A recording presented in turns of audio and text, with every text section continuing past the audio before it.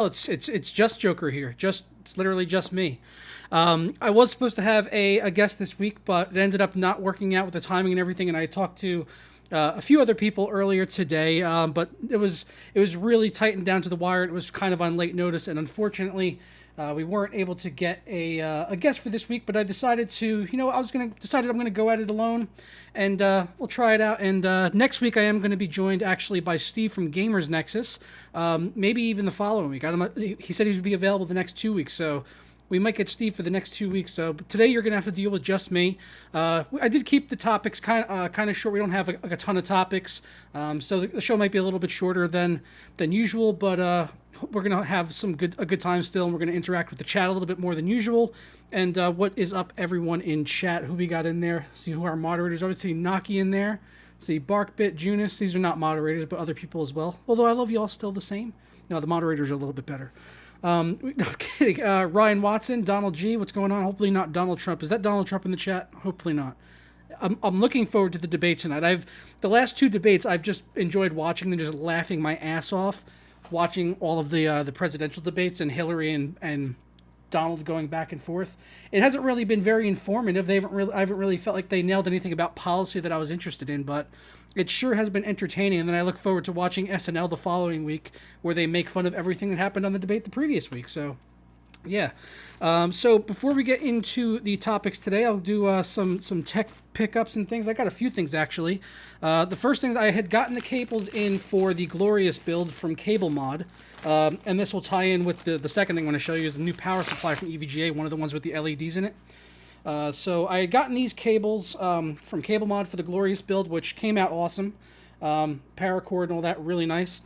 Smell amazing. But the problem is you'll see here when I show you the power supply right now. Let me go ahead and get this guy out and move my keyboard. This is one of the new G2L power supplies. This one has like LEDs where the connectors plug in. It has a different pin layout than I have ever seen before on a power supply. It actually has, if you see here, the connector, usually this has 2 rows. This actually has 3 rows. I don't have autofocus on, so it's kind of hard to see, but that's 3 rows of pins on that where it connects with the power supply. And they're actually universal. So usually if you've ever used a fully modular power supply, usually you'll have set like one specifically for the 8-pin EPS, one for the PCI, for the SATA, for the Molex. They all have different ones. But these, besides the motherboard is a big layout. All the other ones are actually labeled as universal, and they have 3 tiers of pins. So I thought that's actually pretty cool. So you don't need to worry about which one you're plugging into, conceivably. You can just go ahead and pop it into any of them. This is going to be going in the Glorious build, though. This is a 750 watt G2L. So yeah, we'll be using that in the Glorious build coming up pretty soon. It's a really nice PSU, and I'm getting some cable extensions to go with it. And yeah, the smell of electronics, it does. The power supply, the cables especially smell amazing. I love the smell of fresh paracord cables from China. It's amazing. And then last pickup, this is going to be RAM going into the test system, and I'm going to be doing a video about whether or not you need 16 gigabytes of RAM or not, as I'm going to be putting in some of this GSkill TridentZ stuff very, very fast. This is 25,600 RAM, so pretty fast. Brushed aluminum, very sexy. This is like Corsair Dominator Platinum status type level of RAM right here. This is pretty high-end stuff. They got it in silver and white. They've also got black with white trim, and then I believe black with red trim. I think that's the only 3 colors they're offering on this. Oh, and they got a silver with red, as you can see here on the box also. So that's some nice RAM. That's going to be going in the test system. We're going to be using that in a video coming up really soon, probably in the next few days here.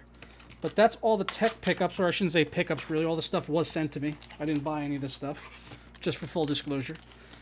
But let's go ahead and get into the topics. So we had already been talking about the 1050 and the 1050 Ti with the rumors circulating around. I do need to get some of this brew in me.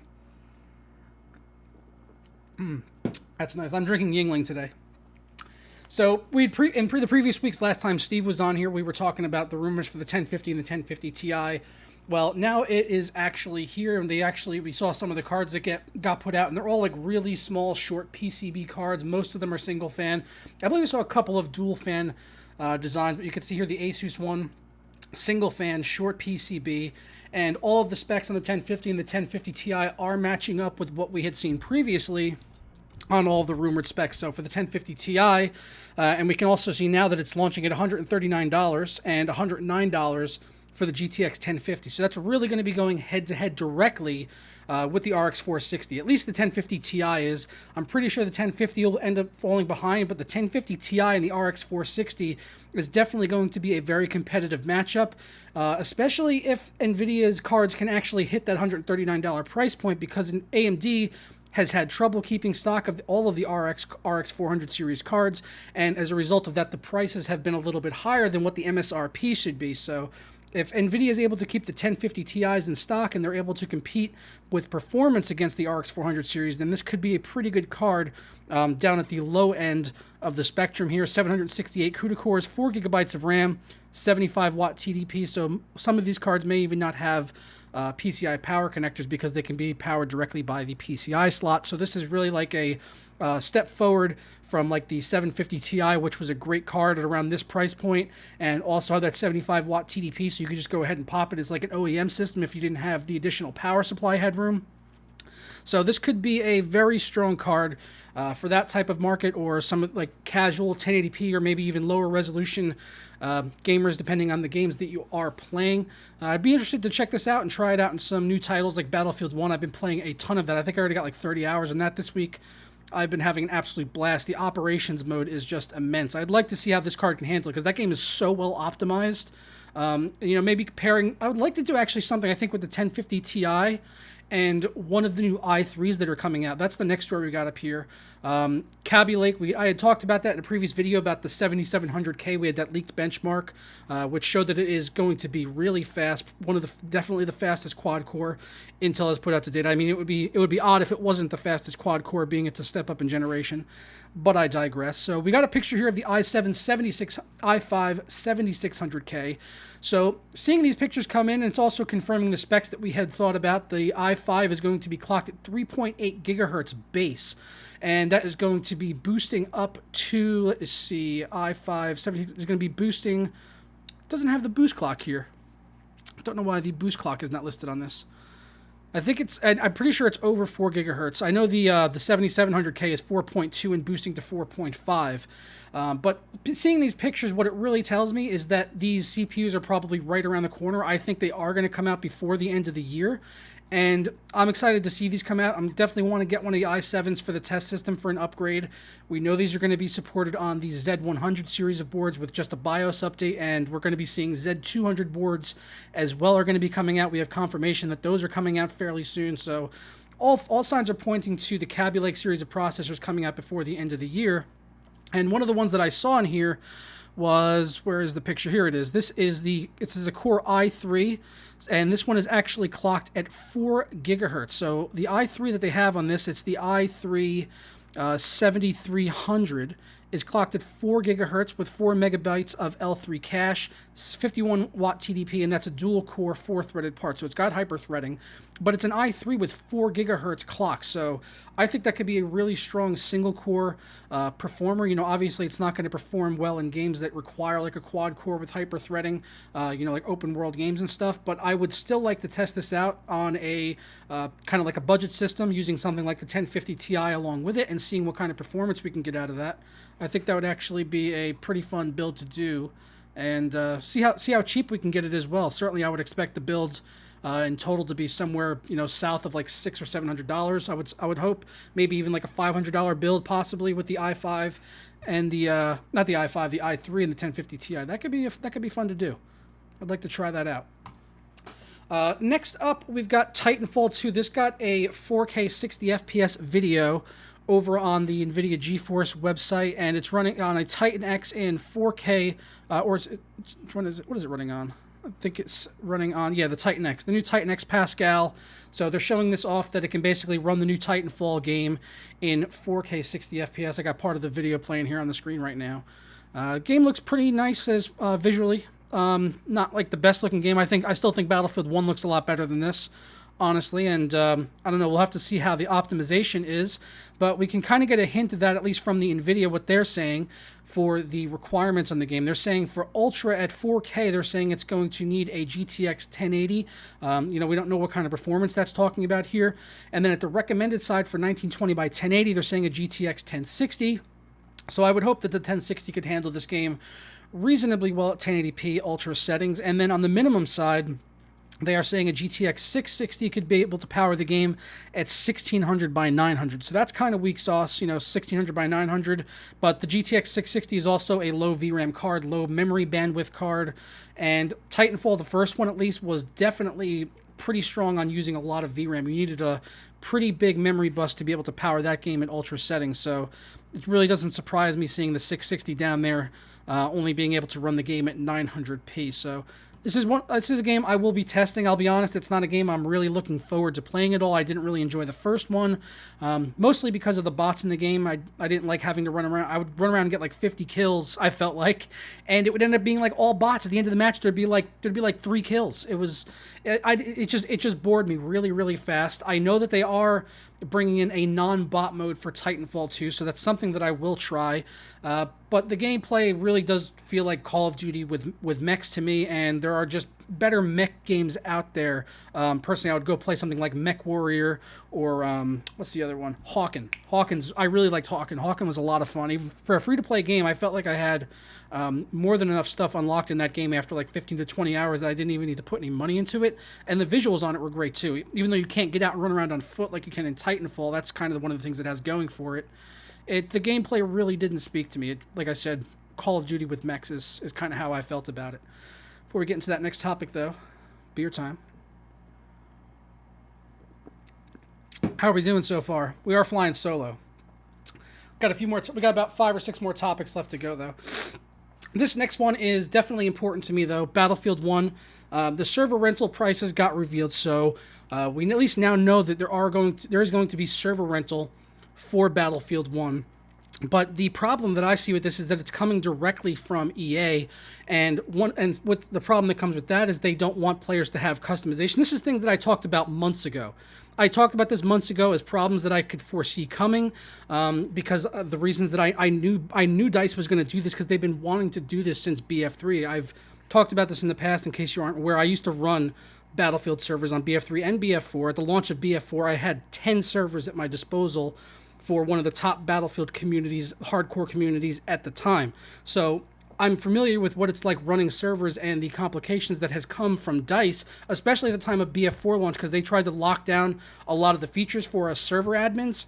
And it looks like now they are finally getting their way here, taking full control of all of the server rental stuff, even on the PC side of things. They've always held control on the consoles, but now they're doing it on the PC as well. And seeing, like, since the game is launched, you know, seeing game modes like Domination and Rush restricted to having 24 players, and on Domination only 100 tickets, the matches ending in sometimes less than 10 minutes, sometimes even less than 5 minutes. The matches are just way too quick for me.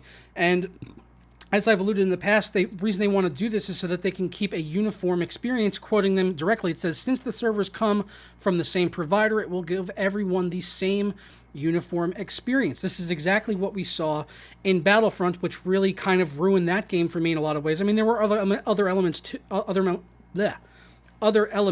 it as well. But that was one of the big things, was the server restrictions, because there was like the Domination type game mode that was limited to 20 players. It was like, this would be good if it was like 40 people. It might actually be fun.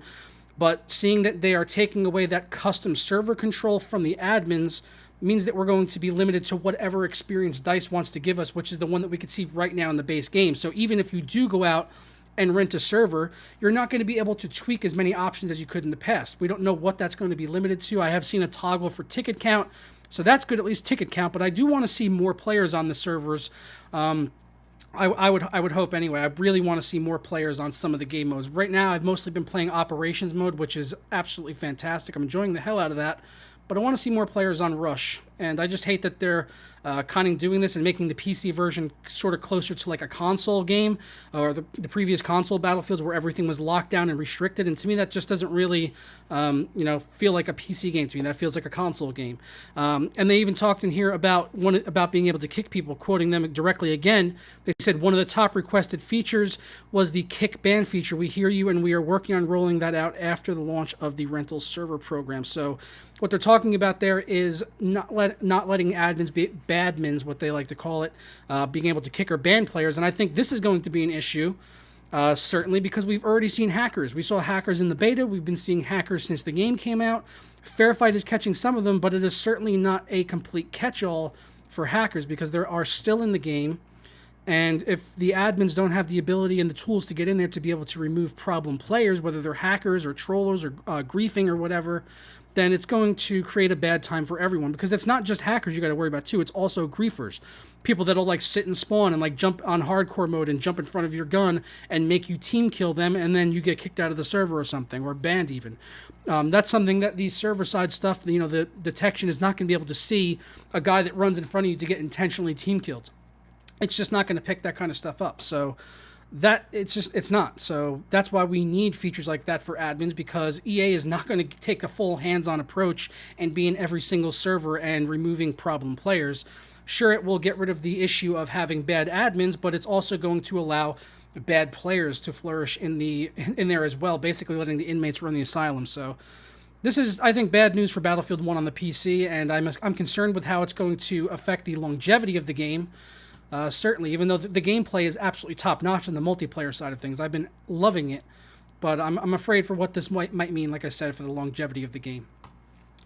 So moving on there now to Watch Dogs 2, we got the official PC requirements for the game, as well as some features that they're talking about for the actual PC version of the game, optimization, controls, and things like that.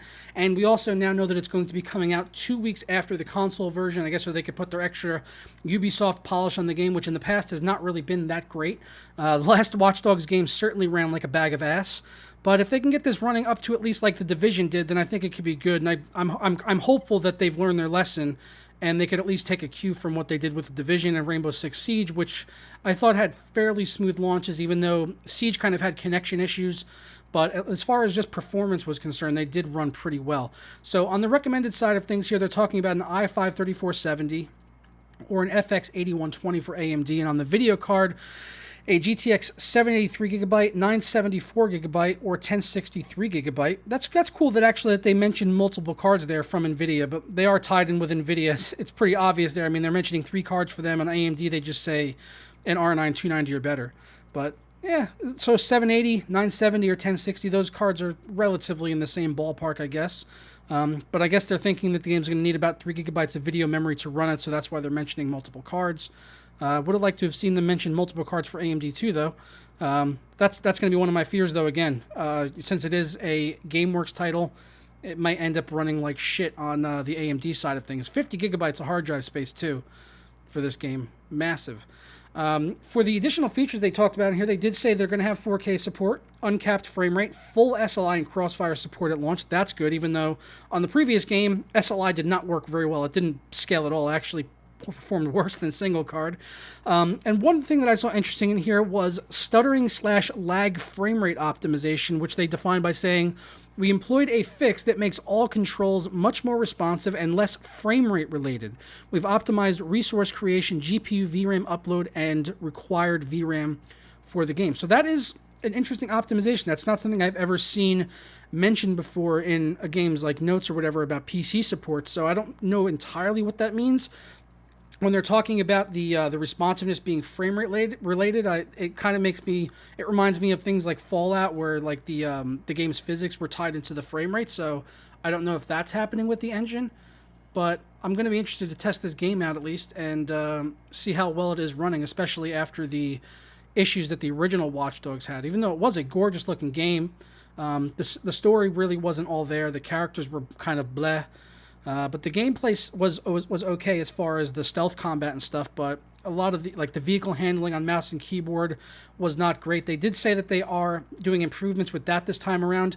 They said full adaptation with mouse and keyboard. They're allowing a sensitivity option for the mouse and keyboard controls for when you're steering the vehicle, so you can actually adjust the sensitivity for steering. That's actually pretty good. I'm curious to see how that's going to all work out and everything.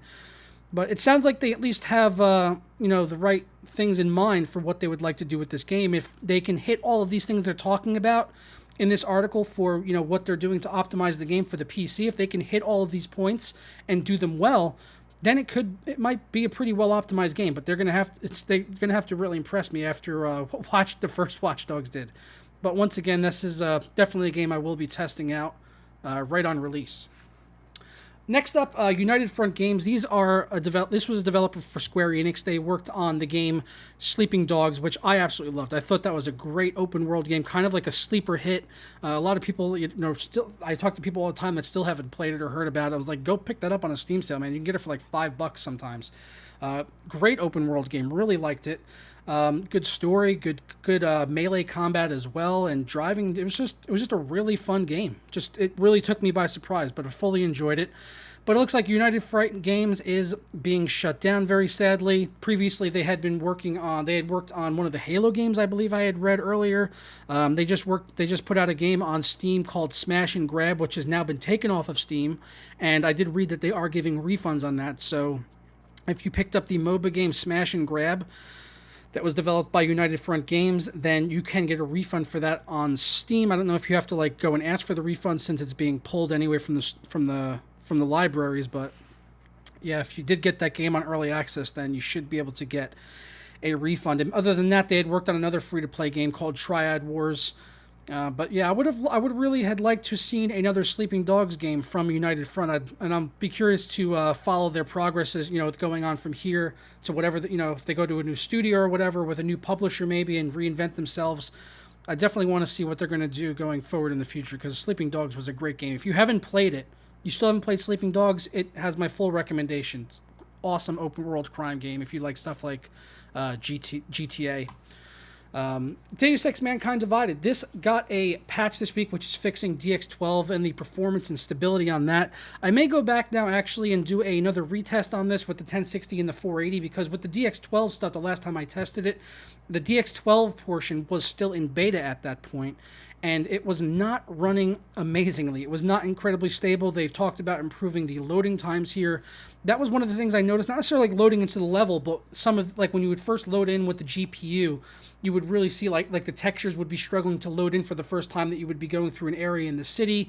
The next time you would come through, it would be okay, but the first time it was really kind of hitching along and struggling to get through the game world, at least in the DirectX 12. DX11 was absolutely fine. So I would like to go back and test this and see what it is doing. If I remember correctly, this was running better on AMD. This was an AMD kind of optimized title. It's got the AMD splash screen when you start up the game. That's one of the things they mentioned here in the patch notes, is they actually lowered the volume on that. That's probably a good thing. I don't remember it being particularly loud, but there are a lot of games where I see the Nvidia or the AMD splash screen when it starts up, and it's just like rest in peace headphone users. So they said they lowered the volume on that. But the big thing here is the DX12 performance. So that's something I might go back and take a look at. I still haven't finished this game. I had been absolutely caning through it. I played a ton of it through the single player, but I think I was maybe about 60 to 70% of the way through the game. And then other games came out, and I still haven't gone back to it yet, but I am planning to finish that single player at some point. It's a good beer I'm drinking. Yeah, I did mention I'm drinking Yingling. It is good. All right. Next, we got two more topics to get through here, and then we will do some Q&A with you guys in the chat. We got a Asus monitor, the VG245H. This is actually a little bit different. This is a gaming monitor that's actually marketing it towards consoles. So that's something new. But it really doesn't surprise me all that much, because I've seen a lot of people, I've done reviews on some of these gaming monitors in the past, the TN panels specifically, and I'll see comments from people asking me, about going to pick up, one of these monitors specifically for gaming. And yes, Bob Sacramento, I am looking at the chat. I'm also trying to keep focused on the topics here.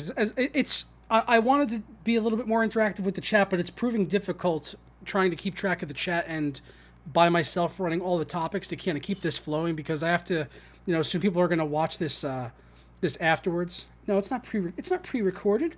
And no, I'm not on speed. I'm on the exact opposite of speed. I am on Yingling, sir. Yes, of course it's TN Noble. It's for consoles. No.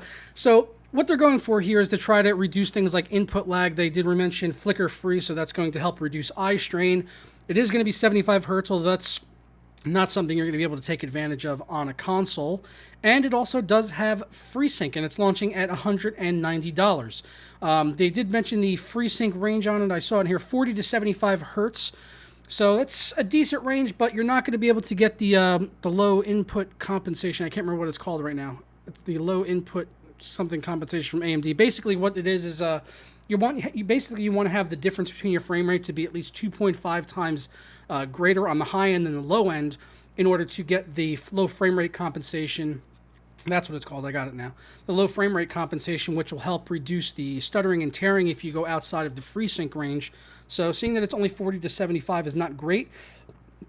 If you are going to be dipping below 40 FPS and you decide to use this on the PC, the FreeSync won't work with the consoles. So if you do pick this up, though, for the PC, you will have FreeSync support at 40 to 75 hertz. Other than that, it's 24 inches, 1080p, and TN. Yeah, but for $190, that's really not bad. And one of the things I actually liked about it is that it doesn't have any red on it. It's not black and red. It's black and blue. They finally got rid of the gamer look, man. The black and red is gone. It's awesome. Well done, Asus. Just continue that in the future. And just make it black with like gunmetal gray accents. That'd be good. All right, so last topic up here before we get. You want me to slow down, Bob? Why am I going to slow down, man? We're trying to get through the show, bro. Why would it be pre-recorded? Harambe didn't die for a pre-recorded show. Okay, Harambe did not die for this. All right. All right. So Cherry MX, they are putting out a gaming keyboard. I actually haven't seen any of the previous keyboards from Cherry MX. So this is actually the first one I saw. When I first saw it, I thought, hey, maybe this is the first one they're doing. But it would be really odd if they named it the 9.0 if it was the first one. So this is tuned a little bit more towards MMORPGs. You can see they've got tons of macro keys off the top. They've got volume knob on the right. Really big keyboard. They are mentioning it's going to have Cherry MX browns, reds, and blues as well. 50 million life cycle. It's going to have RGB lighting on it. I would like to try out a Cherry keyboard. I would like to try out one of the actual Cherry branded keyboards. This wouldn't be the one for me. It's a little bit too much, but I would love to see maybe if they have like a 10 keyless design, something a little bit more minimalist, but actually from Cherry themselves.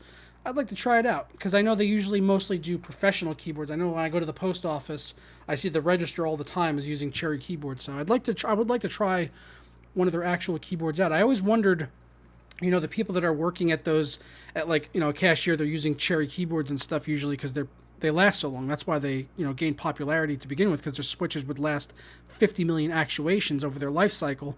I just had always wondered if they actually appreciated what a good keyboard that they were using at their jobs. Probably not. But it was just always something that kind of went past my mind. But go ahead and fire your questions into chat here, and we will slow down. This is the non-methamphetamine portion of the show. Say your name, Antune Konchik. There you go. I said it. I don't know if I said it right because I don't speak foreign, but I made my best effort. I think I got the first part right. But some of those letters you got there at the end, those C's with like those lines on top of them, I don't even know what those are. I don't know if those are pronounced like C's. I don't even know. Johnson!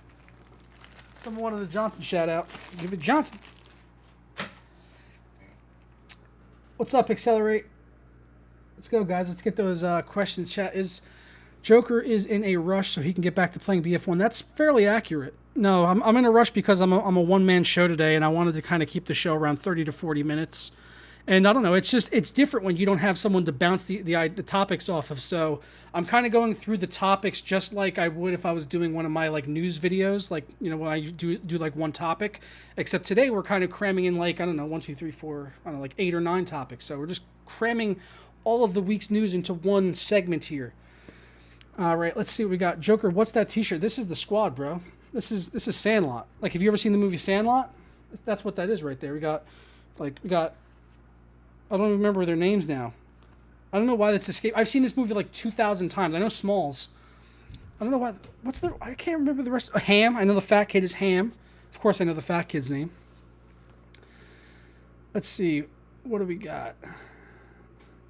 And another one. Am I not? Am I DJ Khaled? No, I'm not. Another one. And another one. And another one. And another one. Would I make more gaming vids? Do you mean like performance videos? That's pretty much what I'm focused on, is doing performance videos mostly. And news videos. I like doing the performance stuff with the games. What do I think about having viewers on the show? We just did that last week. We had Neo Voodoo Tech, one of our moderators. He was on as a guest co-host along with Rooster. So we just tried that out last week, actually. And it was oddly the most disliked episode in TGW history. So I'm not sure the next time we'll be doing that.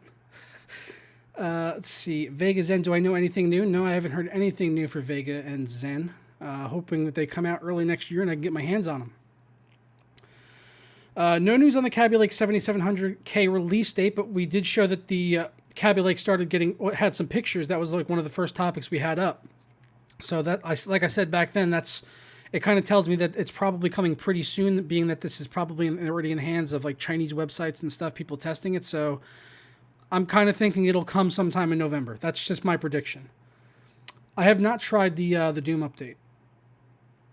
Arcade mode, huh? I've not heard about that. I'll have to look into it. When are you going to see me do a full test of the Liquid Maker 92? I do not know. I'm not sure if they've released it yet. I have been talking with Cooler Master since PAX, so I'm on good terms with them. I'm going to be working on one of their upcoming products, which is a pre-release product. So should be having. I can't talk about it yet, but I'm going to be working. I will be working with Cooler Master in the future, so I wouldn't take it out of the cards that I will look at the Liquid Maker 92. And yes, Sandlot was a great movie. Like I said, I watched the movie like 2,000 times growing up. You wanted a rant about Red Dead 2. I thought about doing a rant, honestly. I was at my friend's house when I saw the official announcement get made, and I was just like, I got to go home and do a rant. It's like they're not putting it on the PC. I got to go home and do a rant. But I don't know. At the last second, I was just like, you know what? I'm just going to cover it calm. Because I was afraid that I don't know. I guess I was concerned that a lot of people would take it the wrong way because people love Rockstar, and yeah, it wasn't as big of a deal as like I don't know, maybe it is as a deal, the 30 FPS cap on Mafia 3. It really does royally fucking piss me off. It really pisses me off that they didn't announce it for the PC. But I decided to go a little bit conservative on that one. Let's see, what else we got here. Where's the dog? What dog? On the shirt? Hercules? Hercules is not on the shirt, I don't think. I don't think Hercules is on the shirt. I am drinking Yingling, John Too Fine.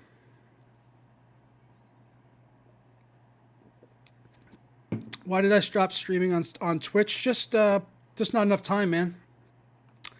Not enough time, and it's also, it just kind of sucks streaming over there, like when you're not partnered, and it seems almost impossible to get partnered. So, I don't know. My plan was to kind of just wait on that and try to get the channel bigger. And then maybe at like 150,000 subscribers or something, if we get to there next year, then I'll just go to Twitch and I'll just be like, hey, I have loads of viewers. Just make me a partner, pretty please, with cherries on top. I don't think that's going to work, but that's just kind of, that's kind of my plan. So I'm putting all my eggs into that basket right now. Let's see, what else we got? My thoughts on kimchi. Kimchi is amazing. I love Korean barbecue. I love going for Korean barbecue. The past 2 times I was in Seattle, I went to this amazing place, which names escapes me, but man, I love Korean barbecue. That shit is fucking good. And I love the sides you get along with it, the rice and the kimchi and all that stuff. Oh, it's amazing. Love Korean food. Have I run BF1 on the RX 480? Yes, I have. I did the video just before the official deluxe edition launch of the 1060 versus the RX 480, which everyone complained about because on one of the cards it was foggy, and on the other one it wasn't foggy, and it was just, it's the multiplayer maps. But yeah, it ran very well on the RX 480. It tied, I believe it tied the 1060 DX11 performance in DX12, but in actual DX11 head-to-head, the 1060 was winning, and it got more performance than the RX 480 overall. Which SSD are you using for my boot drive? I am using the Kingston HyperX Savage. I think it's 960 gigabytes or 1 terabyte. I can't remember. Let's see. What's your feedback on the 960 NVMe? I have not tried I have never used an NVMe drive. I have not used an M.2. I have not used an NVMe. I have never used one, but I would like to in the future. Am I getting the NES Classic? Hell yes. I have no. I heard that was being on pre-order at one point, but I have not seen it. And thank you, John Too Fine, for your $15 donation. That is very kind of you, sir. He said, let's start a Twitch bribing fund. So John wants to get me back on Twitch. I know you were always one of the people that was in chat on Twitch, and you were always making donations, John. So thank you very much for your $15. I don't know. I've been thinking about it. I did the BF1 stream the other day on YouTube, and I was thinking about doing it on Twitch, but I was like, I'll just do it on YouTube. And I got most of my viewers here on YouTube, so I was just like, the audience will be bigger there. There'll be more people in chat. So that's why I chose to do it on YouTube, even though I actually do prefer the gameplay streaming, at least, over on Twitch. But thank you, John. I appreciate that. But Martin says, not sure if I read you before, but I'm looking a lot thinner. Thank you, sir. I have been working on it quite hard. Who would you have for an all Jersey show? I don't even know. What do you mean, like Jersey, like tech YouTubers, or what do you mean? I don't know any of the YouTubers from New Jersey. Let's see. What else we got? Any other questions here? Female guest co-host for TGW. It's a possibility. I don't know who we would get. Maybe Joanne Tech Lover could be a possibility. Maybe Pistol from over at Tech Syndicate. I don't know. I'm not really on speaking terms necessarily with Joanne Tech Lover. I mean, we're in the same circle. She follows me on Twitter. We did that giveaway in the past, but we don't really talk too much.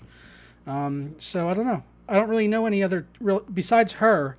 There aren't any other tech YouTubers that I really know of. Well, Tasty PC, but I think she's more of like a model than like an actual tech personality. How do you donate on YouTube? You have to go to the gaming section. So if whatever the URL is that you're on, if you just get rid of the www and you put gaming before the web address, it'll take you to the gaming thing. And then below the chat, in the little chat box, there's a $sign. You can click that and donate.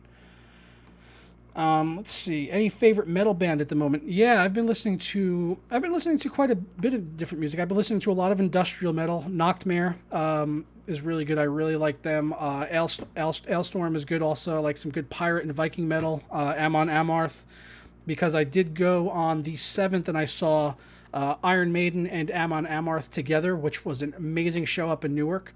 So since then, I've pretty much been listening to tons of Amon Amarth. I hope I'm saying that right. Let's see, what else?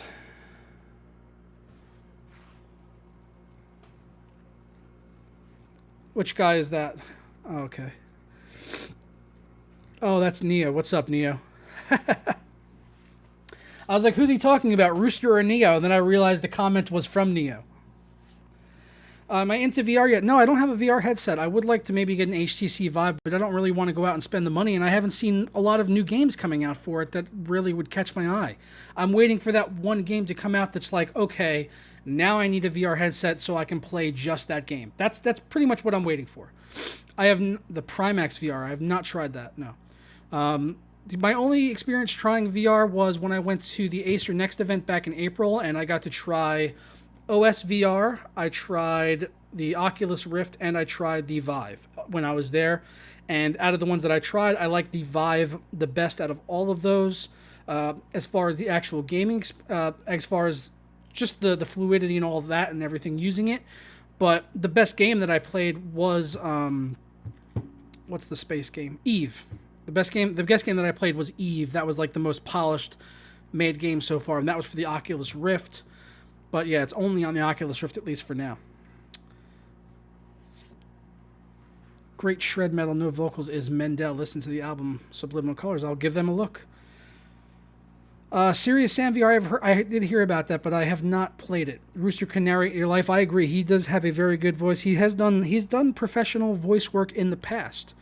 So yeah, he can definitely do some voice work. No, not Elite Dangerous. It was Eve Valkyrie. But Elite Dangerous would be another one though. I love Elite Dangerous. It's like Euro Truck Simulator in space, so you know I'm gonna like it. If they were to, yeah, I don't know if that has full VR support yet. I haven't looked into it since I don't have a VR headset. I haven't really been tracking VR all that much. You're watching this while taking a poop. Well, that's usually how I watch stuff.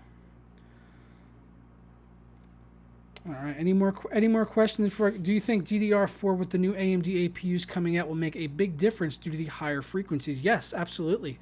Well, at least in the past, has been one of the big things is having higher speed RAM really does help boost the performance on the APUs. So seeing them get DDR4 support, especially like GSkill, I was showing you that TridentZ RAM kit. They have one of those kits. You know, you have to find a motherboard that it's compatible with to be able to do it. But they have some of those kits are now shipping at over 3 gigahertz on like their XMP profiles. So if you can get that working with one of the new AM4 motherboards with an APU, then yeah, that could definitely help out with the APU performance. Although you're going to end up spending so much money on the RAM that you may as well just get a good 8-core like Zen processor at that point. Let's see.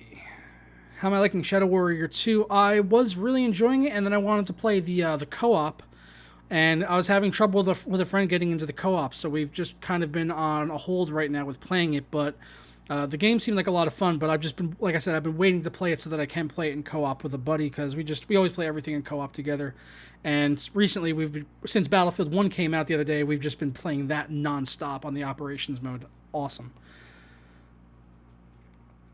Thank you, Jaegerbomb. I appreciate the compliment, sir. I don't know, man. Your Intel 8 4000 graphics, I don't think I can get on that level. I can't stoop down to that level.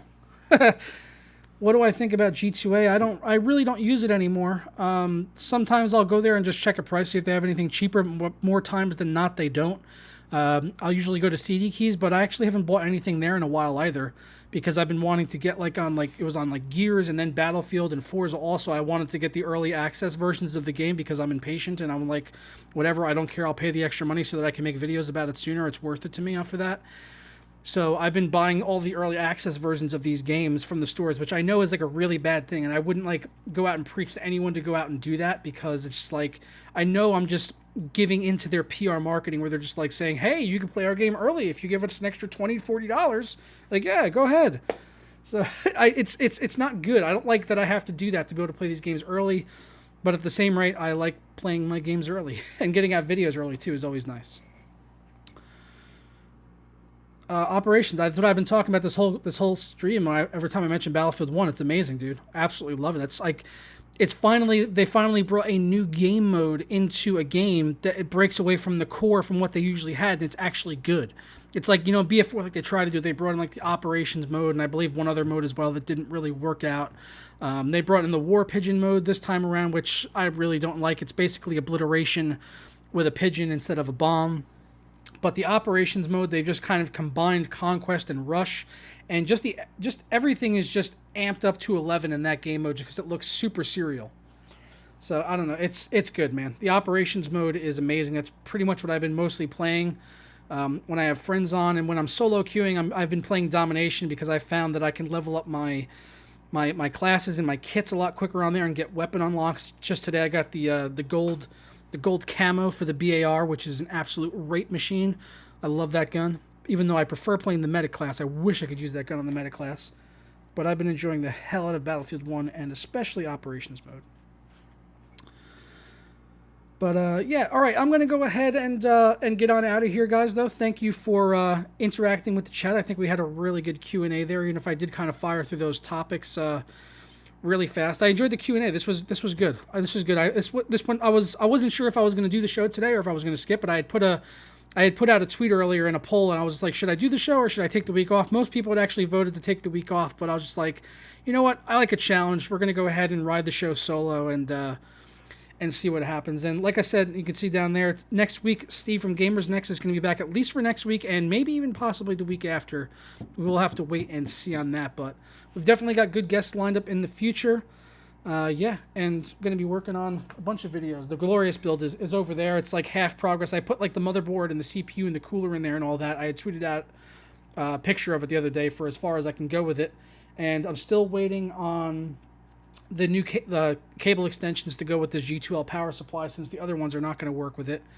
And also I'm waiting on RAM and an SSD from AData to get here, and then I should pretty much have everything. Oh, and also custom backplates. Oh yeah, I am getting custom PC Master Race back plates for the RX 480 and a side plate as well for the side of it. Oh yes, from V1 Tech. It's gonna be really sweet. That's a spoiler. Sorry, I didn't want to tell anyone that, but there you go. It's gonna be hot. It's gonna be really hot. But thanks again for coming to hang out, guys, and catch you next week. Me and Steve, or Steve and I, as I should say. Steve and I will be back next week for TGW. All right, guys. Catch you next week. Tara.